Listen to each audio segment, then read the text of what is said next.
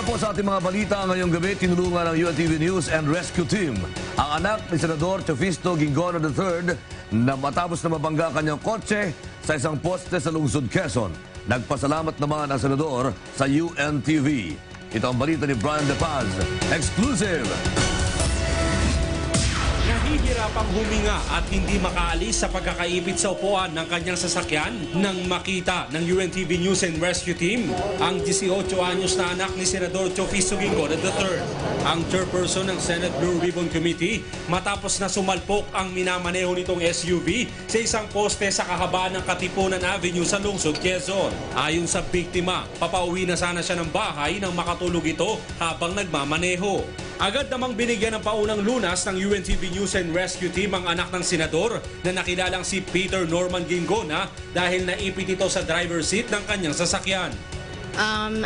Agad namin kaagad siya dinala sa ospital kasi nga sabi niya nahirapan daw siya huminga, tapos marami siyang sugat at saka bali yung kanyang paa.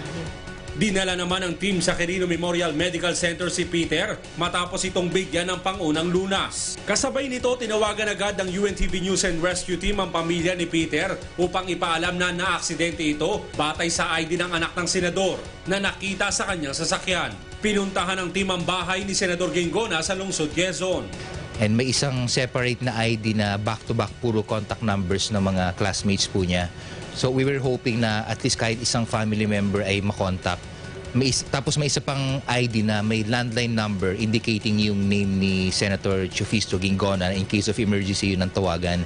Kaya lang we were trying to catch up yung tawag. Kaso walang sumasagot po dun sa phone, and we have decided na lang na puntahan na lang dun sa bahay kaysa masayang yung oras.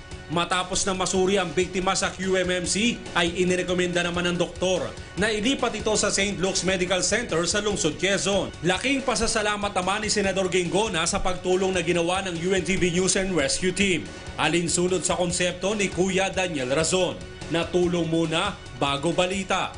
Una sa lahat, gusto ko magpasalamat sa UNTV sa pag-rescue nila. Malaking bagay ito. Nangyari ito ng mga 12 o'clock midnight at pauwi na siya. Pauwi na siya at simple lang nangyari. Pauwi, nakatulog dahil sa antok at tumama sa puno. Wala namang ibang nasaktan, siya lang. Na-fracture yung dalawang paa niya. Yung legs niya. Ayon sa senador, sinusuportahan niya ang ganitong adikain ng UNTV. Talagang malaking bagay itong ginawa ng rescue team.